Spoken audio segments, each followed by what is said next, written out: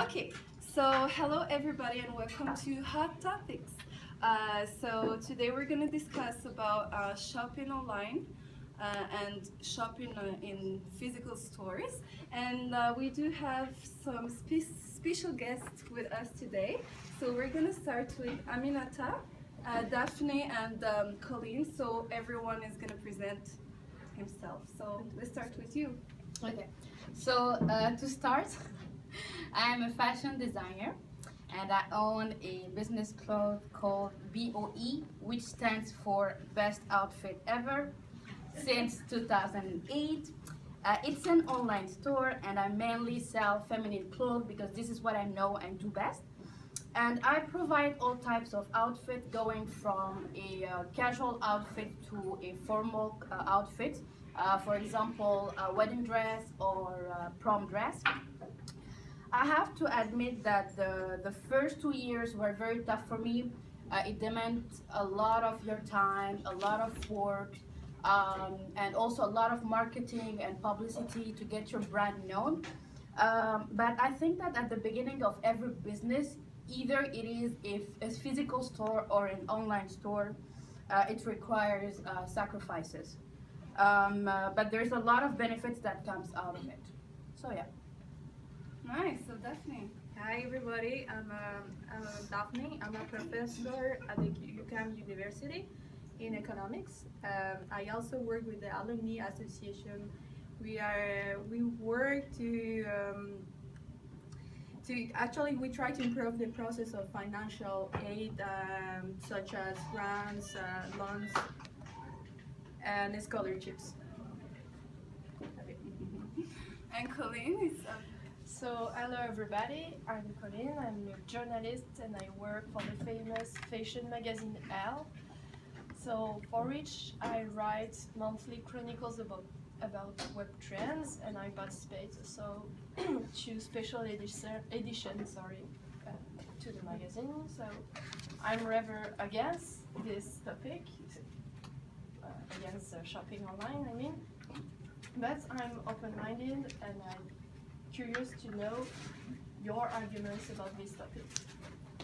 good. So nice to have you here, guys. And for me, I'm a fashion blogger. So I always have to be on point with my outfits. I'm always looking for something original. And I always have to give reviews to my followers to give them the best deal and the best outfits. So we're gonna start with you, Aminata. So go straight to your point. I know that you have an online store, so I guess you're for shopping online. So give us your what you think about this. Well, now, hands down, I'm definitely for online store and online shopping, and I even encourage it. Let's take, for instance, that the fact that I don't get to pay rent, I don't get to pay electricity, I have only 3 employees. So not only I'm saving money, but I'm also making a lot of profit out of it. Also, I get to be flexible, so I get to decide at what time I get to work, and also I get to work in a comfortable way in my house, for example. And even if I travel, I still can manage it. All I need is having access to a computer. And during Boxing Days, I don't have to deal with crazy customers fighting for a dress.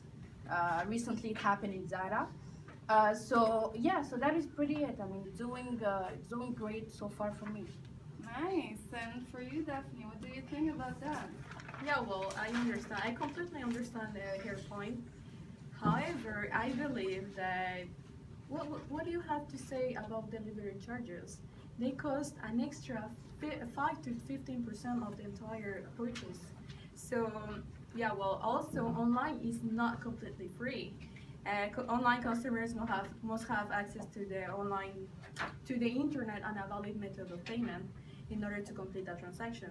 So, not surprisingly, people with higher levels of education and a higher personal income um, correspond to more favorable perception of shopping online. In addition, it represents only 16% of the entire population. at least in the United States. So this situation is lowering some of the middle class revenues. Do you want an example? Or is that fine? Go ahead. It's actually it's happening right now in the travel agencies. Responding to a shift of customers toward buying tickets online, airlines cut tickets commission to travel agents, which accounted for 60% of industry revenue in 1995 to zero in 2002. So do you see it took only 7 years to stop this revenue, so it's affecting our economy. So no, it's not the only problem or trouble we have with the e-commerce. And actually no one seems to care, unfortunately. So everybody from anywhere can buy anything, like from anywhere. Like I would give you an example, from crocodile eggs to, I don't know, guns, arms, drugs. Isn't it an important issue? Well, if you're someone who doesn't care or question about the goods you buy, you will probably shop online with a few clicks. It's really fast sometimes. On the other hand, as a customer, pointing myself, someone who requires and still physical the product before making a final purchase, you might consider visiting a physical shop. So that's it. Okay, yeah, I can see your point, but the vast majority of online stores offer prices that are much lower than what you will find in a physical store, and you can get cheap deals and better prices from online stores because the products come to you directly from the manufacturer or the seller without any middleman involved.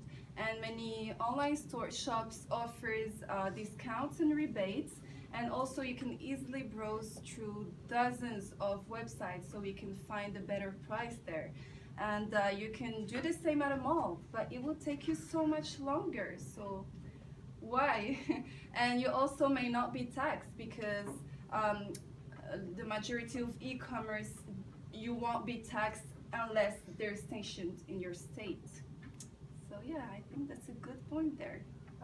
Well, so definitely you spoke about delivery charges, but here's a point that I want to raise is there is not only delivery charges, there is the problem of delays of the delivery. What I mean is you always wait more than they say on their website, and this could represent a problem if you have an emergency, if you have to buy a dress because you have an unexpected event and you're just blocked like that. Another example, that is a relative of mine didn't get her maid of honor's dress in time for the wedding of her sister, as she bought it online and because of a delivery delay. So about this point, I think you can't trust them, and it's not a general case, but it's an important problem about shopping online, I believe. Okay. I do understand both of your points regarding the delivery problems and delays, but I disagree with you because if you take a look at the other side, is that the customers get to buy a quality product in a cheaper price comparing to the store, so that's a win-win situation. Also, on my website, I have a review and survey sections where customers can leave comments or feedbacks about their experience. And I actually adapt myself with their needs to know what type of design they're looking for and also how much they're willing to pay for. But when you go to the store, you don't ask for a manager and advise them to add different styles. You get to buy what you see, so that's another thing. And also, moreover, we take the quality of the product very seriously, and because we want to make sure that the customer is fully satisfied. I still can see your point, but it's a work that is done very carefully. So this is actually heaven. So what else? Well, I totally disagree with you. I understand your concerns, but I also have my concerns. As you say, generally after making an online purchase, you have to complete a tedious survey, so where you are asked to your full name, your email address, and it's not only that, this is a completely mess. Like, it's too annoying that to spend that much time on the website, seriously. And then once the mailing is collected, like you guys, I will persuade the consumer to do something such as buy or donate. So direct marketing are develop the mailing list to to match the profile, the customer profile. That means junk mail is sent to your mailbox because of your last purchases. So, the junk advertising are bombarding your screen and don't let you to buy like really faster. Like, it takes so long to reload a page and then you have to go back and reload the page again. It's just too slow. Sorry, to reload the pages. This is what I think. Yeah, I'm afraid I disagree with you because nowadays almost everybody has high-speed internet, and for the surveys, it's not the case of all websites. eStore doesn't obligate you to fill up the survey, and most of the time when you fill a survey, you have a coupon discount. So why not? I mean, I'm gonna do it every time if I will pay cheaper my products. And also, in addition, shopping online allows you to find exactly what you're looking for. So let's say you have a party and you're looking for a long white dress. If you go to a physical store or to the mall, it will take you like a day to find exactly what you're looking for. And sometimes you cannot find it. And most of websites, they have a filter, so you can just choose the color and the type of what you're looking for, and you will find it right away. And sometimes it's more precise, sometimes it's the fabric, the sleeves, the length, etc. So I think that's yeah, it will save you money, and it will save you a lot of time, and I think that's a good point. So that way you just find exactly what you're looking for, and you avoid buying all those extra little things that you don't need. And yeah. Okay. I'm sure that you will agree with me, dear professor, that when you go to the store and you buy something, as a return you don't get a personalized gift with your name on it. Well, me who has a small business, one thing is when a customer buys something, they get a personalized gift under your name, with their names on it, and also a 10% off on their next purchase. This is one thing. The other thing is when someone wants to offer a gift for a special event like anniversary or again birthdays, I also provide that kind of service. So as you can see here, there is a creativity. This is an innovation. And it is true that I have created this online business to make an income out of it, but there's also the humanitarian side of it, because what happens is that 5% of every transaction go to a breast cancer patient, and the other 5% goes to clean water in Africa. So as you can see, I've gone to another level. So another e-commerce can be inspired with this. And also, so I don't see, I personally can see what can be better than that. I think Colleen is gonna tell us what will be better than that. I see the points of both of you, and I think you forget one thing, a main fact, that is you can try a cloth before buying it online. And what I mean is, the majority of the time you have a problem with it. So after waiting just forever the delivery, you happy, you have delivery, you open it, and oh no, it's not the same color that I see on the website. Cool. After that, another example is you have your delivery, you try it, and it doesn't fit at all with you. So in this kind of situation, you're also angry, frustrated, it's very disappointed.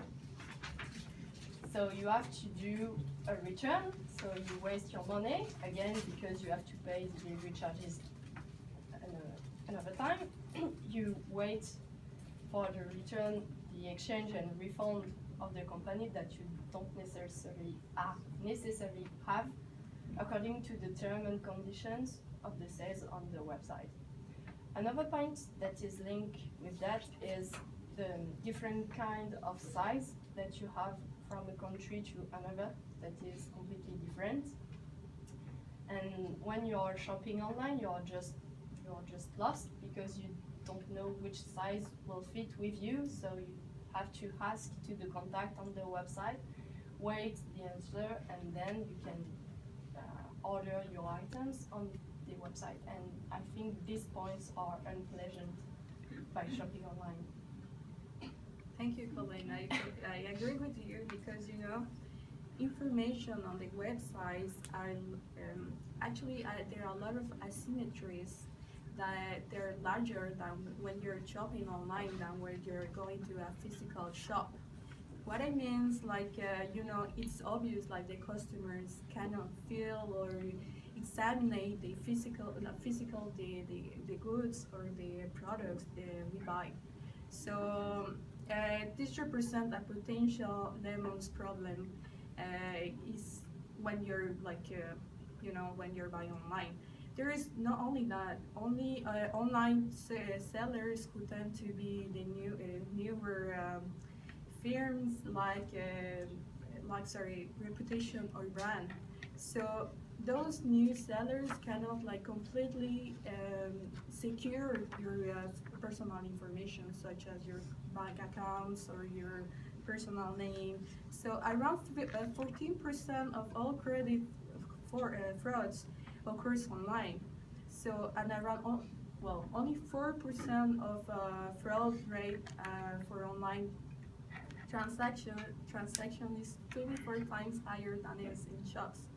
So as a professor, I usually encourage my students to avoid using debit card when they're buying online because it's happening, online purchase is going so famous, everyone is using the internet.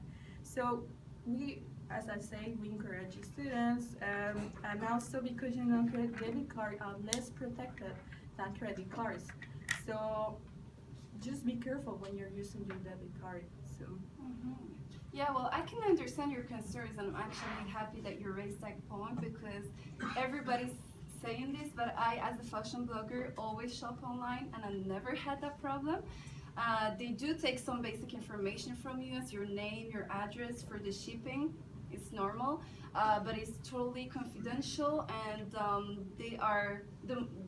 known websites are very secure, and most of them offer a securized option, which is PayPal. And for those of you who don't know what is PayPal, it's an online payment service with which you can transfer money from all over the world. And even if you don't have a credit card, and you don't need a credit card to make an online payment actually, because you can just transfer money from your debit account to your PayPal account, and you can just use it to pay whatever you want and buy whatever you want. So I think you don't have to be concerned about that. I was thinking about another point that you avoid, that is socialization. What I mean is, nowadays when you go shopping into malls, you go with your relatives, your family, your friends, whoever you want, and it's a hobby, a way to hang out, and a possibility to socialize that you don't have with shopping online.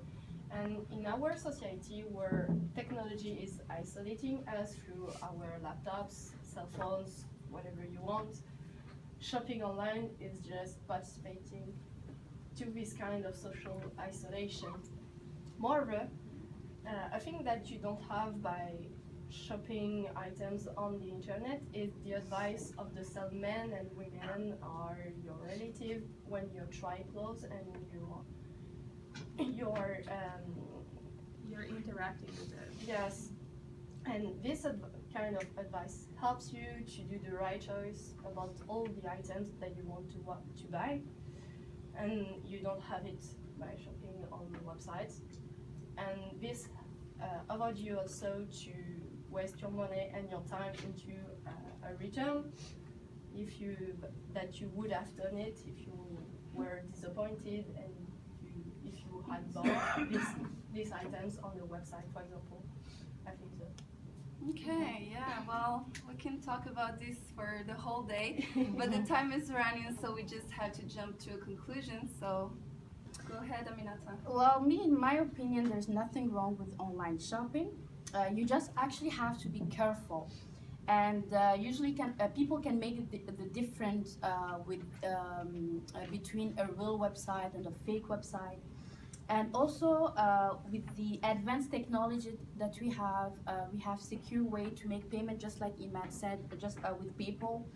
And also, let's not forget that Google investigates the website before putting it out there. So this is another good point. And also nowadays, most of the people use cell phones and laptops. So I think that we have to adapt to it. And I would like to add a last point, which is that, sometimes people would like to spice up their relationships, and they want to go to a specific store to buy something, and they're ashamed to go there, so they just go online. We are in a free country. Definitely. So, what do you have to add? Yeah, well, that's true. Technology is becoming more and more important nowadays. So it's becoming part of our daily basis as well. So, but you must be careful because it's simple economics. The e-commerce technology can affect both demand and supply. The more is consumed, the more the prices are higher. So be careful when you're shopping, either offline or online. So, well-planned marketing requires like a mix of offline and online operations.